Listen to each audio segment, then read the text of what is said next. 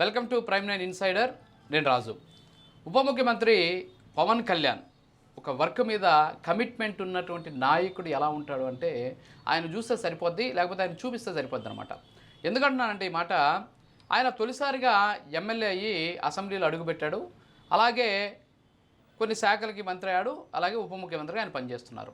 సరే, ఉప ముఖ్యమంత్రి అయినటువంటి ఆయన తొలిసారిగా ఎమ్మెల్యే అయ్యాడు, తొలిసారిగా రాజకీయాల్లో ఆయన అసెంబ్లీలో అడుగుపెట్టాడు, ఆయన మంత్రి అయ్యాడు. ఆయన ఏం పరిపాలన చేస్తారని చెప్పేసి అందరూ కూడా భావించారు. కానీ ఆయన చేస్తున్నటువంటి పరిపాలన ఎంతోమంది ఉద్దండులైనటువంటి మంత్రులకు కూడా ఒక రకంగా చెప్పాలంటే చెంపపెట్టని చెప్పుకోవచ్చు. ఎందుకంటే పవన్ కళ్యాణ్ పరిపాలనా దక్షత, పవన్ కళ్యాణ్ కమిట్మెంటు, పవన్ కళ్యాణ్ శాఖల మీద ఉన్నటువంటి అద్భుతమైనటువంటి ఆలోచన, అవగాహన, ఇవన్నీ ఇటీవల కాలంలో స్పష్టంగా కనిపిస్తూ ఉన్నాయి. ఎందుకంటే ఇవాళ ఆయన శేషాచలం అడవుల్లో ఆయన పర్యటించారు. ఒక అటవీ శాఖ మంత్రిగా అడవిలోకి వెళ్ళారు. గతంలో ఎవరు కూడా అడవిలోకి వెళ్ళాల.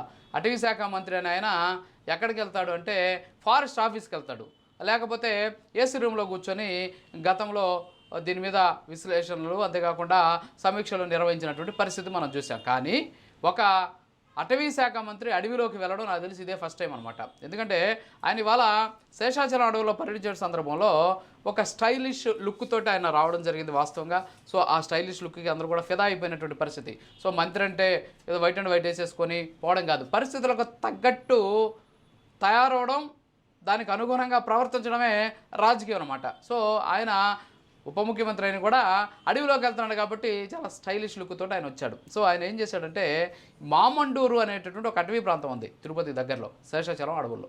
ఆ మామండూరు అటవీ ప్రాంతంలో దాదాపుగా కూడా 4 కిలోమీటర్ల వరకు నడుచుకుంటూ లోపలికి వెళ్ళాడు అడవిలోకి. అంతేకాకుండా 2 కిలోమీటర్లు వెళ్తూ ఉన్నటువంటి సందర్భంలో ప్రతి చెట్టును కూడా ఆయన పరిశీలించాడు. అంటే పోయేటప్పుడు చెట్లు కనిపిస్తాయి కదా అడవిలో, అసలు ఈ చెట్టు ఏంటి, ఈ చెట్టు ఏంటి వెరైటీగా ఉంది, దీని ఆకులు ఏంటి వెరైటీగా ఉన్నాయి, లేకపోతే దీని పువ్వుల వెరైటీగా ఉన్నాయి, అసలు ఈ చెట్టు ఎందుకు ఉపయోగపడుతుంది, ఇదేమన్నా ఔషధమా, లేకపోతే ఔషధ మొక్కలు కాదా, లేకపోతే పిచ్చి మొక్కలా, ఇవి అడవిలో ఉండడం వల్ల అడవికి జరిగే మేలేంటి అంటే బయోడైవర్సిటీ, లేకపోతే దీనివల్ల జరిగే కీడేంటి అని ప్రతి మొక్కను కూడా తెలుసుకొని చాలామంది అధికారులు కూడా పాపం అక్కడ తెలియక తటపటాయించినటువంటి పరిస్థితి కూడా కనిపించిందనమాట. సో ఆ విధంగా ప్రతి చెట్టును కూడా పలకరిస్తూ అటవీ శాఖ మంత్రి అడవిలో తిరిగినటువంటి పరిస్థితి.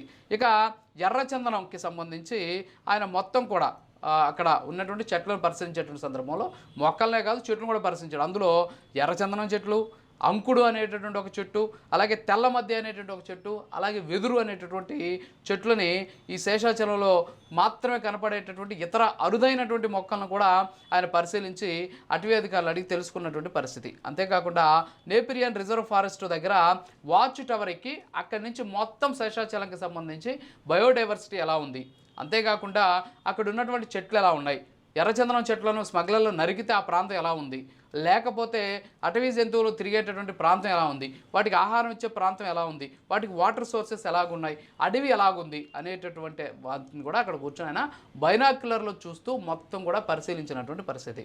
ఆ తర్వాత వెలిగొండ శేషాచలం అటవీ సరిహద్దులు, అలాగే స్వర్ణముఖి నది ఎక్కడి నుంచి వస్తుంది అనేటటువంటి వివరాలన్నీ కూడా అక్కడ ఉన్నటువంటి అధికారులను అడిగి తీసుకున్నాడు. మరోపక్క గుంటిమడుగు అనే ఒక వాగుంది అక్కడ, దాని ఒడ్డున ఆయన కూర్చొని అక్కడ మొత్తం పరిసరాన్ని కూడా చాలా ఆసక్తిగా తిలకించినటువంటి పరిస్థితి. సో ఒక అటవీ శాఖ మంత్రి అడవిలోకి పోకుండా ఏంటి మరి పరిస్థితి, నీకెంత నాకెంత అనేటటువంటి పరిస్థితులు ఉంటాయన్నమాట. మామూలుగా కాంట్రాక్ట్లు ఏమొచ్చాయి, లేకపోతే మనం ఏం చేయబోతున్నాం, ఆ పనులకు సంబంధించి ఎంతవరకు వచ్చాయి, కాంట్రాక్టర్ కూడా మాట్లాడా, కమిషన్ల పరిస్థితి ఏంటని జనరల్గా మాట్లాడుతుంటారు. కానీ పవన్ కళ్యాణ్ అక్కడికి వెళ్ళి ప్రతి చెట్టుతో మాట్లాడాడు, ప్రతి చెట్టుని యోగక్షేమాలు అడిగి తెలుసుకున్నాడని చెప్పుకోవచ్చు అనమాట. అంటే ఆ స్థాయిలో ఆయన అడవిలో పర్యటించినటువంటి పరిస్థితి. సరే, అక్కడి నుంచి వచ్చేసిన తర్వాత ఎర్రచందనం గోడౌన్ పరిశీలించాడు. ఎర్రచందనం గోడౌన్లో ఉన్నటువంటి ఎర్రచందనంకి సంబంధించినటువంటి స్టాక్ అంతా కూడా పరిశీలించాడు. అక్కడ ఒక రకంగా చెప్పాలంటే ఎర్రచందనం స్మగ్లర్లకి ఒక భారీ ఎత్తున ఒక వార్నింగ్ ఇచ్చాడు, తాట తీస్తామని చెప్పాడు. అంతేకాకుండా ఎర్రచందనం స్మగ్లర్లు ఇలాగే కానీ కంటిన్యూ అయితే దాదాపు ఒక 6 నుంచి ఒక 9 నెలల కాలం పాటు ఆపరేషన్ కగారు చేశారు కదా, మావోయిస్టులు ఏ విధంగా అయితే ఏరేశారో ఆ విధంగా ఎర్రచందనం స్మగ్లర్ని ఏరేసేందుకు అవసరమైనటువంటి ఆపరేషన్ కగారు తరహా ఆపరేషన్ ఇక్కడ ఏర్పాటు చేస్తామని చెప్పారు. అంతేకాకుండా ఎర్రచందనం చెట్టు వైపు ఎవడన్నా కన్నెత్తి చూడాలి అంటే వాళ్ళ కాళ్ళలో వణుకొచ్చేలాగా చేస్తామని చెప్పేసి హెచ్చరించాడు. కింగ్ పిన్లో ఒక 4 ఉన్నారు, వాళ్ళు గుర్తించామని చెప్పాడు. సో వీళ్ళందరినీ కూడా పక్కన పెడితే ఒక మాట అన్నారు ఆయన, ఏంటి అంటే ఎర్రచందనం కొట్టడానికి వచ్చేటటువంటి కూలీలు వాళ్ళ గురించి చాలా స్పష్టంగా ఆయన మాట్లాడినటువంటి పరిస్థితి. వాళ్ళకి అవసరమైనటువంటి ఏదైతే ఉపాధి అవకాశాలు, ప్రత్యామ్నాయ ఉపాధి అవకాశాలు కల్పించి వాళ్ళని ఎర్రచందనం చెట్లను నరకడానికి రాకుండా అడ్డుకునేందుకు చర్యలు తీసుకోవాలని చెప్పేసి కూడా అధికారులను ఆదేశించారు. సో ముఖ్యమంత్రి, ఉప ముఖ్యమంత్రి, మంత్రులు అంటే ఇలా ఉంటారనమాట. అడవుల్లోకి వెళ్ళి వాళ్ళకి ఇచ్చినటువంటి శాఖలు చూడటం. అదే మనం అంటాం కదా, గతంలో ఎలా ఉండేదంటే మైసూరు బోండాలో మైసూరు ఏ విధంగా ఉండదో అటవీ శాఖ మంత్రి అడవిలోకి పోడనమాట. కానీ ఇప్పుడు అలాంటి పరిస్థితులు లేదు. మైసూరు బోండాలో మైసూరు ఉన్నా లేకపోయినా అటవీ శాఖ మంత్రి అడవిలోకి వెళ్తాడు, పర్యావరణ శాఖ మంత్రి పర్యావరణాన్ని చూస్తాడు, గ్రామీణాభివృద్ధి శాఖ మంత్రి గ్రామాల్లోకి వెళ్తాడు. అంతేకాకుండా ఆయన చూసేటటువంటి ప్రతి శాఖకి సంబంధించి ఆ శాఖలకు సంబంధించినటువంటి మూలాల్లోకి వెళ్తాడు. That is Pavan Kalyan. ఇది వాటి అనాలిసిస్. మరో మళ్ళీ కలుద్దాం. నమస్కారం.